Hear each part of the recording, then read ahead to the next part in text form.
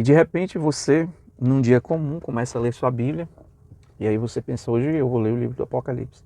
Mas quando você começa a ler o livro do Apocalipse, você se depara com um livro misterioso, um livro cheio de mistérios.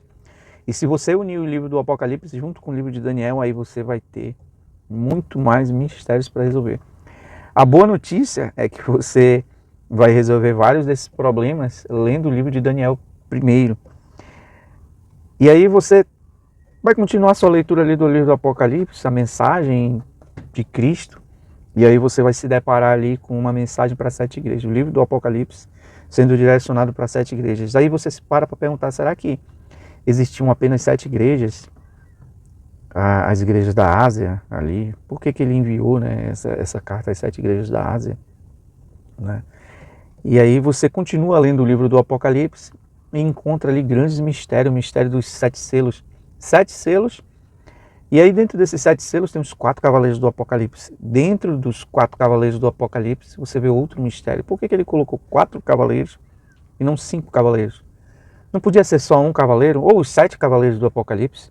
Mas por que ele colocou 4 cavaleiros do Apocalipse?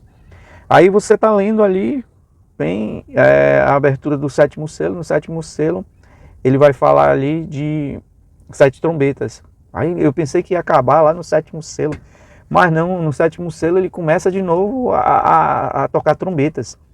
E aí você consegue enxergar essas trombetas na atualidade. E aí você chega ali, encontra o mistério das 2 testemunhas. Aí você olha, quem são essas 2 testemunhas? 2 homens literais que colocam fogo pela boca, que matam os seus inimigos, aqueles que eles querem fazer mal. Né? Que mistério que você tem pela frente para resolver. Será que é tudo isso aí? Será que a leitura do livro do Apocalipse ela vale a pena você fazer essa leitura? Será que não é melhor você continuar estudando geografia, história, matemática, tentar passar em concursos públicos, entrar na NASA, estudar astrofísica, virar astronauta aí, tentar entrar em Harvard? Isso aí deve ser mais fácil do que você entender o livro do Apocalipse.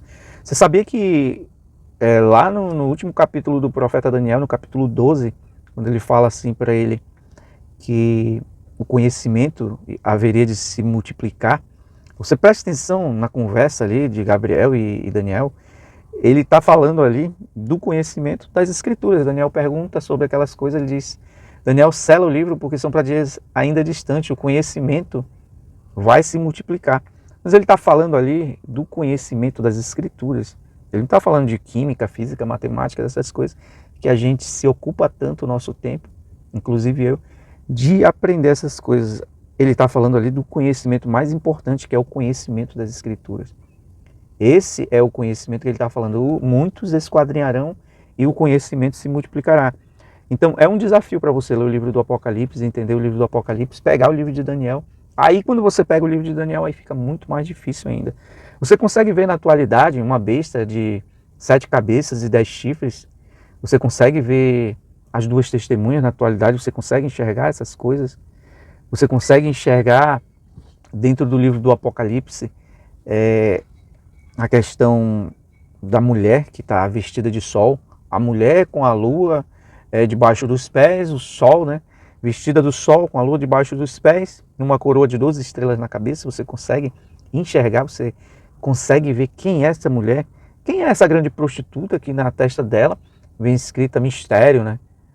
A mãe das meretrizes e das abominações da terra. Quem será essa mulher? Você olha ali e quando você está lendo o livro do Apocalipse, você vê que tanta gente fala tanta coisa e às vezes a gente fica perdido dentro do nosso próprio raciocínio ou do próprio raciocínio das pessoas. Ainda mais quando você pega uma linha de raciocínio de alguém, aí vem outro, né? E coloca outra linha de raciocínio, aí vem outro, coloca outra linha de raciocínio, vem outro, coloca outra linha de raciocínio e você não consegue entender nada. Então, você deve examinar, esquadrinhar, procurar entender essas coisas. Então a gente vai perdendo o foco das escrituras e vai deixando isso para lá porque realmente é difícil e a gente não se interessa também por isso, não tem como a gente entender aquilo.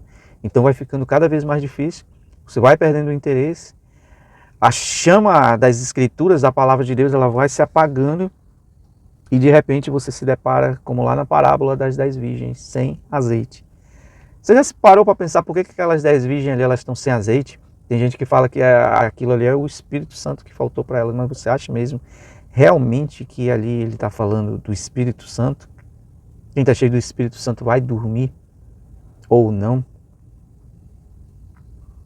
As 10 virgens, a diferença delas foi a prudência, porque umas tinham azeite e outras não.